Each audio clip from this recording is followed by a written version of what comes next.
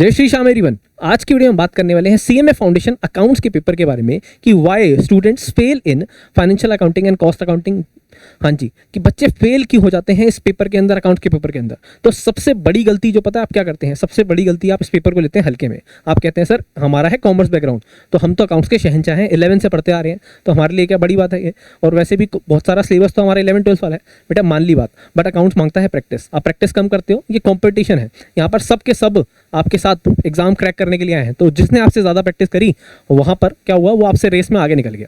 तो सबसे पहली गलती क्या है, सबसे पहली गलती है आप अकाउंट्स को हल्के में लेते हैं। इसके अलावा जो मेजर पॉइंट्स है ना, उस पर बारे में बात करते हैं कि हम क्या गलती करते हैं और कैसी गलती ना करें कि ये वाला अटेम्प्ट 100% श्योर शॉट, चाहे टाइम कितना भी कम हो, मैं क्लियर कर पाऊँ। चलिए आज ये बात करते हैं। तो देखिए सबसे पहले आप क्या करते हैं, रेफर करते हैं डिफरेंट मटेरियल्स। आपको क्या करना है, रेफर करना है डिफरेंट मटेरियल्स। आप जैसे ही सीएमए इंस्टीट्यूट में रजिस्टर होते हैं, आप कहते हैं अच्छा इस वाले ऑथर की बुक पढ़नी है, उस वाले इंस्टीट्यूट से भी बुक पढ़नी है, उस वाले इंस्टीट्यूट से भी बुक पढ़नी है। ठीक है जी। अब बेटा दिमाग की लिमिटेशंस है, कितनी चीज़ें करोगे और कितनी चीज़ें याद रहेंगी, माइंड बोल कॉन्सेप्ट पता है ना। हाँ जी।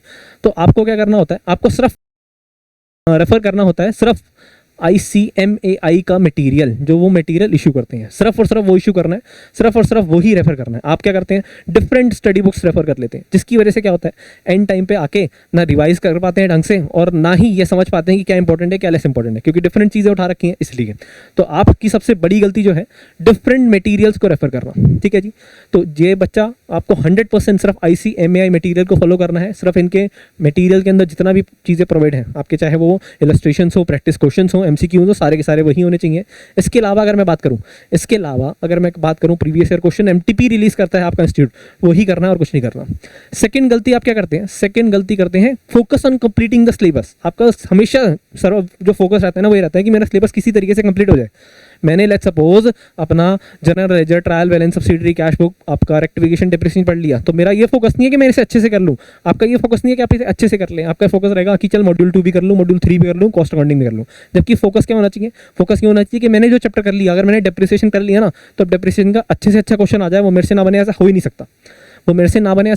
और ये कैसे होगा, जब आप कंसेप्ट को अच्छे से करने के बाद उसके क्वेश्चंस ICMAI मटेरियल के सारे क्वेश्चन अच्छे से प्रैक्टिस करेंगे, पास एग्जाम क्वेश्चंस को अच्छे से गो थ्रू करेंगे, MTPs के अंदर जितने भी क्वेश्चन है उनको गो थ्रू करेंगे। तो आपका जो फोकस है ना, वो सिलेबस कंप्लीट होने पे नहीं होना चाहिए। चाहे आप 70% सिलेबस करके जाओ, क्योंकि पास होने के लिए तो 50% चाहिए मार्क्स, हाँ कि ना। हाँ जी। तो चाहे आप 50% सिलेबस, 70% सिलेबस करके जाओ, बट वो 100% तरीके से मतलब सिर्फ कंसेप्ट कर लिया या कंसेप्ट टीचर ने पढ़ा दिया, वहाँ होना नहीं होता। आपके बाद उसे खुद प्रैक्टिस करनी है, चैप्टर वाइज टेस्ट देने हैं, तब जाके बच्चों को कंप्लीट माना जाएगा।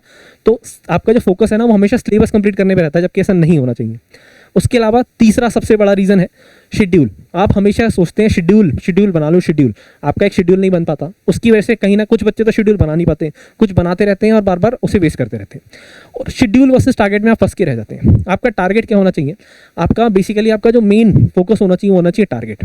कि आपने शेड्यूल का मतलब ये नहीं है कि आज मेरे को 2 घंटे अकाउंट्स पढ़नी है, 3 घंटे मैथ्स पढ़नी है, ऐसे नहीं होना चाहिए यार। ये तो शेड्यूल ना बहुत कम लोग फॉलो कर पाएंगे, सिर्फ 1% लोग भी नहीं होंगे पूरी दुनिया में जो इसे फॉलो कर पाएंगे।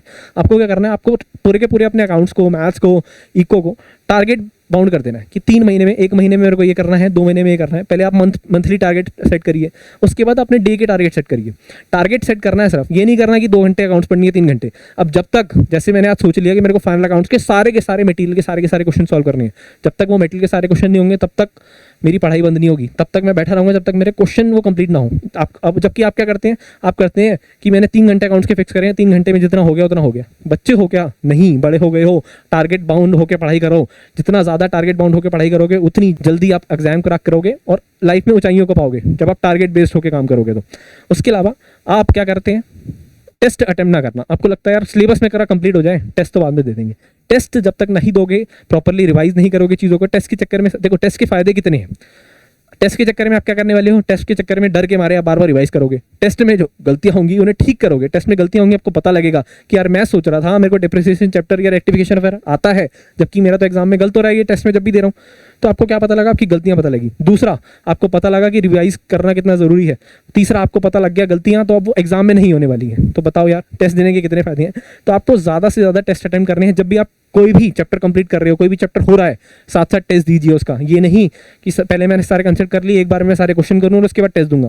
बेटा समझ लो 3 बार आपको दोबारा से वो 3 बार पढ़ाई करनी पड़ेगी सेम। और जबकि अगर मैं पहली बार में कंसेप्ट करूँ, उसके बाद क्वेश्चन प्रैक्टिस करूँ और उसके बाद साथ साथ टेस्ट दे दूँ, तो एक ही बार के अंदर वो चैप्टर मजबूत हो जाएगा। जो गलती होंगी हाथ के हाथ पकड़ में आ जाएंगी। मेरे को लग रहा है मेरे को आ रहा है, बट हो सकता है ना आ रहा हो, और मेरे को लग रहा है कि नहीं आ रहा है, बट मैं क्वेश्चन करने बैठा तो मेरे से हो गया। तो ये चीज़ें होती हैं। तो टेस्ट को साथ साथ देना है। उसके अलावा रेगुलरली रिवाइज करना है। रेगुलरली कैसे रिवाइज करा जा सकता है? हफ्ते के अंदर, जब आप स्टार्टिंग में पढ़ाई कर रहे हैं, जब आप स्टार्ट करिए पढ़ाई करना, तो हफ्ते के अंदर एक दिन, और जैसे जैसे वो 50% 60% सिलेबस कंप्लीट होता है, हफ्ते के अंदर वो 2 दिन और 3 दिन हो जाएंगे। जब एंड में होंगे तो सिर्फ रिवाइज ही हो रहा होगा ना। तो स्टार्टिंग में जब पढ़ाई कर रहे हो तो हफ्ते में एक दिन सिर्फ और सिर्फ रिवीजन का है, जिस दिन आप शपथ ले लीजिए कि इस दिन मेरे को कुछ नया पढ़ना ही नहीं है। तो ये 4 गलतियां जिस बच्चे ने नहीं करी ना, यही वाला अटेम्प्ट क्लियर करके दिखाओगे आप। जी हाँ, तो इन बातों को फॉलो करिए और अपना अटेम्प्ट क्लियर करिए। वीडियो अच्छी लगी हो तो लाइक करिए, चैनल को सब्सक्राइब करिए और अपने दोस्तों तक वीडियो को ज़्यादा से ज़्यादा पहुंचाइए। Thank you so much everyone. जय श्री श्याम।